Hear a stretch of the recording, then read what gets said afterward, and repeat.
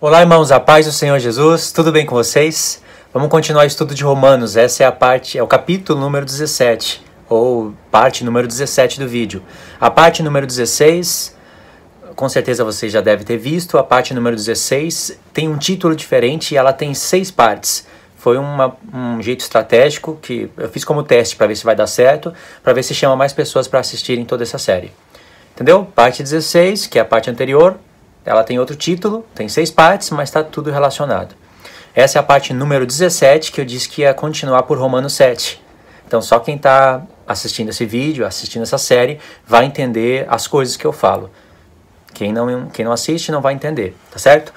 Romanos, capítulo 7, eu vou ler até aqui mais ou menos o verso 7. E já vou dizer, irmãos, é complicado. É muito lindo o que Paulo escreve aqui, mas é complicado. Porventura ignorais, irmãos, pois fala aos que conhecem a lei, que a lei tem domínio sobre o homem por toda a sua vida? Ora, a mulher casada está ligada pela lei ao marido enquanto ele vive.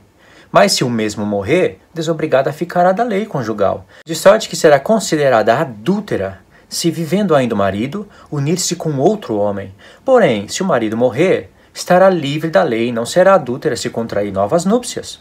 Assim, meus irmãos, também vós morrestes para a lei, por meio do corpo de Cristo, para pertencerdes a outro, a saber, aquele que ressuscitou dentre os mortos, a fim de que frutifiquemos para Deus. Porque quando vivíamos segundo a carne, as paixões pecaminosas postas em realce pela lei, operavam em nossos membros, a fim de frutificarem para a morte. Agora, porém, livres da lei, estamos mortos para aquilo em que estávamos sujeitos, de modo que servimos em novidade de espírito e não na caducidade da letra. Só até aqui tem revelação para tudo, qualquer parte da palavra. Apareceu aqui caducidade da letra. Paulo se refere mesmo às letras da Torá, onde elas se tornam caducas se não tem a revelação do Espírito. E a revelação do Espírito é a que te leva a você comparar as palavras da Torá com as palavras dos profetas. Por exemplo, rapidinho. Na dispensação da Torá, as festas eram coisas ocultas. Você vê a justiça de Deus manifestada nas festas. Sim, o povo estava preso no Egito, foi liberto do Egito, mês 1, dia 14. Aquele foi considerado mês 1 para eles. Foram libertados. Antes eles eram escravos no Egito. Agora Deus levaria eles para uma terra, onde Deus daria para eles uma terra para eles plantarem. E como em respeito até, em modo até de gratidão para Deus, Deus estava querendo para eles a primeira parte de toda a plantação, de todos os animais, primícias para Deus. Mas Deus, como é justo, ele usava essas primícias para alimentar os levitas que não tinham terra diante do Senhor, da parte do próprio Deus, para alimentar os pobres, as viúvas, os necessitados. Então, por causa dessa justiça que vinha do próprio Deus, mas Deus deu trabalho para o povo, cada um tinha que trabalhar, plantar, colher, tudo mais. Por causa dessa justiça, as viúvas, os pobres, os necessitados eram alimentados, os levitas tinham a sua porção, eles recebendo o dízimo, tinham que entregar o dízimo dos dízimos. Quando se fala de primícias, se fala de dízimo, se fala de dízimo, se fala de primícias, e quando se fala um e outro, nós temos que ver a revelação lá no Apocalipse. 144 mil são entregues como primícias para Deus. Como a igreja vai estar fora disso? Não é o foco do vídeo, mas fica aí para você já meditar. Falou de dízimo, falou de primícias, fala de plantação, e tudo isso na realidade do Novo Testamento é Cristo e a igreja. Daqui já surgiria um estudo do dízimo que os irmãos estão tanto pedindo.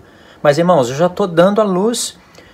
Poxa, cata a Bíblia, clica aí no negócio do campo de pesquisa, separa 2 horas, fica um final de semana sem fazer alguma coisa e vai procurar dízimo, primícias, vai na frente. E ver que vocês vão cair lá no Novo Testamento como Cristo e a igreja, sendo o dízimo, as primícias para Deus, realidade. Toda a lei era figura. Só o dízimo que é a realidade? Os 10%? Os 10%? O dinheiro? Nem era dinheiro no livro da lei.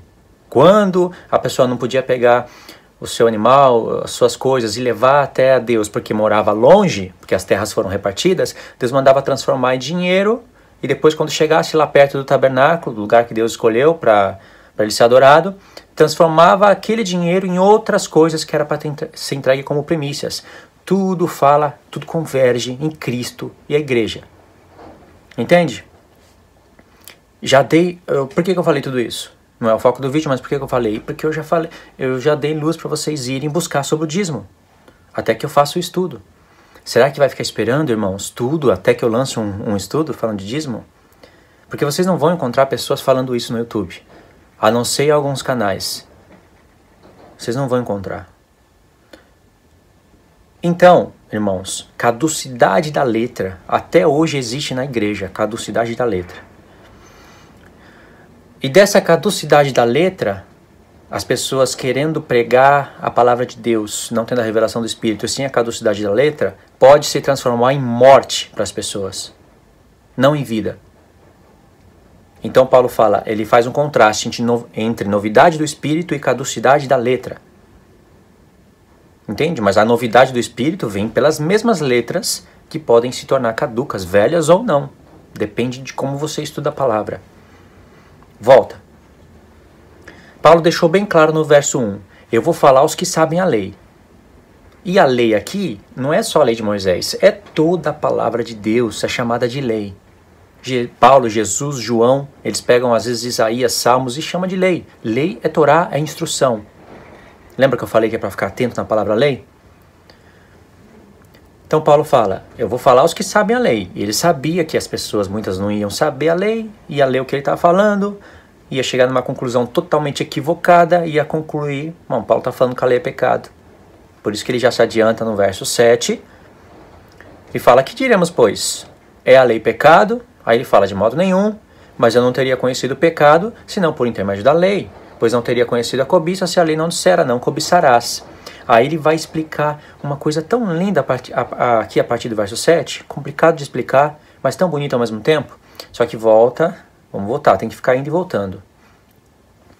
Você vai ver que essa mesma analogia que Paulo falou aqui do marido casado com a mulher está ligada pela lei ao marido enquanto ele vive, essa mesma analogia está em Coríntios, só que não tem a parte espiritual lá. O foco dele era falar mesmo do marido, de uma mulher, etc. Aqui ele catou a mesma analogia e inseriu o lado espiritual das coisas, porque Deus mostra isso na palavra. Aqui a gente tem peças, né? Uma mulher casada, um marido, ela pode se tornar adúltera, a lei. Tudo isso daqui, irmãos, tem que ser meditado. Seguinte, fácil de entender. Deus casou com Israel no Sinai. Lá em Jeremias 31 está escrito, eu tomei vocês por esposa, mas vocês transgrediram a minha lei. E Deus não está falando ali da lei de pecados, da lei de sacrifício pelos pecados, etc. Ele está falando somente dos 10 mandamentos. Porque quando Deus casou com o povo, ele ordenou somente as 10 palavras. É o que Moisés falou para o povo. Deus deu para vocês somente as 10 palavras e nada acrescentou. Certamente vocês não estão escutando um barulho extra aí, irmãos, que está um vento assustador lá fora. As plantas, quase que os postes estão tudo balançando também. Tá ventando muito forte, eu não sei se está aparecendo aí. Aí então Deus casou com Israel, irmãos, no Monte Sinai. Só que o que acontece? Israel se torna uma mulher adúltera. Tanto é que depois da divisão do reino em 2 casas, Deus usa um nome simbólico para a casa de Israel e outro nome simbólico para a casa de Judá. E esses 2 nomes também têm revelação para falar de mulheres adúlteras. Era um reino dividido em 2 casas. Então Deus fala como se estivesse falando para 2 mulheres. Entende? E isso era enquanto o marido vivia, porque quem casou com eles foi Cristo. Enquanto Cristo vivia, ela foi de outro homem, aqui o outro homem na verdade era outros deuses, ela é chamada adúltera. E o que acontece? Mulher adúltera, a lei diz não adulterarás, ela foi considerada uma mulher adúltera. Porque ela estava ligada ao marido pela própria lei de Deus, não adulterarás, não terás outros deuses diante de mim, além de mim, etc. e tal. Você conhece os 10 mandamentos. Aí no verso 3 diz, de sorte que será considerada adúltera, se vivendo aí no marido, nisso com outro homem. Porém, se o marido morrer, estará livre da lei, e não será adúltera se contrair novas núpcias. Quem é o marido que veio e morreu? É Cristo, livrando a mulher da lei da primeira aliança. Olha, as pessoas no tempo aqui, como eu já expliquei para vocês antes, queriam praticar a lei de Moisés à risca, mesmo crendo em Cristo. por falta de conhecimento. Alguns faziam com coisa maligna no coração, se transfiguravam em ministros de Cristo para convencer a igreja que tem que guardar a lei de Moisés, mas isso era coisa maligna, tem nas cartas de Paulo. Mas tinha os judeus que, com medo de transgredir a Torá, queriam que os gentios que viessem para o Deus de Israel, mesmo que fosse pela fé, teria também que guardar a lei de Moisés, porque está escrito. Só que aí o que acontece? Se alguém é pego em adultério, tem que matar a pedra. Se alguém prega um outro Deus, tem que apedrejar. E vários outros pontos que tem que apedrejar a pessoa. Então, tudo isso, o povo tinha que ser libertado dessas coisas. Naquele contexto, naquele tempo, na dispensação da antiga aliança, isso era necessário, porque o povo era muito rebelde. Mas na nova aliança, não. Fora aquela questão de receber expiação por sacrifício de animais e tudo mais, quando Jesus já estava no céu. Então, a lei que Deus, por intermédio do Filho, deixou a esposa livre, é a lei da primeira aliança. Aí Paulo, no verso 4, diz: assim, meus irmãos, também vós morrestes para a lei, por meio do corpo de Cristo, para pertencerdes a outro. É o mesmo, a saber, aquele que ressuscitou dentre os mortos, a fim de que frutifiquemos para Deus. Quando Paulo fala, vocês também morreram para a lei, pelo corpo de Cristo. Ou seja, vocês estão mortos para a lei. Essa mesma expressão aparece em Gálatas 2. Precisa unir os dois pontos para entender o pensamento do apóstolo Paulo. E os dois, tanto Gálatas 7 como Gálatas 2, tem que ser lidos junto, porque a mensagem é incrível. Só um homem profundo na lei de Deus que iria concluir essas coisas.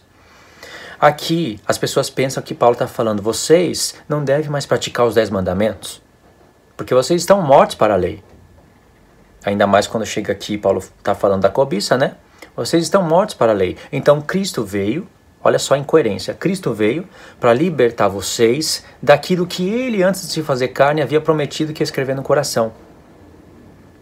Então, realmente, o que eu faço dentro de uma igreja, aonde um pastor, lá no púlpito, fala que eu sou justificado pela graça e eu não tenho que guardar os 10 mandamentos? Ele é um calvinista e não sabe. Mas por que eu guardo? Como obediência só. Não faz sentido uma coisa dessa. Eu não tenho que ouvir uma coisa dessa, eu não tenho que estar num lugar assim. Eu tenho que congregar, mas não num lugar assim. Entendeu? Isso foi motivo de muita briga para mim. Aí diz aqui, Paulo diz, vocês estão mortos para a lei. Ele não disse a lei está morto para vocês, a lei está morta para vocês. Se Paulo dissesse assim, meus irmãos, a lei está morta para vocês, isso quer dizer que do seu ponto de vista a lei está morta. Não existe mais lei. Não existe mais lei, não faz sentido um negócio desse. Mas Paulo disse, assim também vocês estão mortos para a lei. Paulo está falando do ponto de vista da lei, em geral, eu falo aos que sabem a lei. Do ponto de vista da lei, vocês também estão mortos.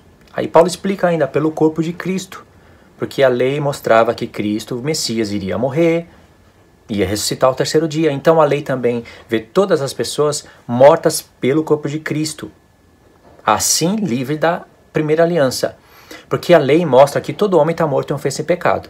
Mas a lei também mostra que tem homens que morreram pelo corpo de Cristo, que aceitaram o seu sacrifício, que farão parte do corpo de Cristo, sendo a esposa dele. Aí sim, Cristo morre, liberta a pessoa da lei da primeira aliança para um novo casamento, novas núpcias. E um novo casamento traz uma nova aliança, não é?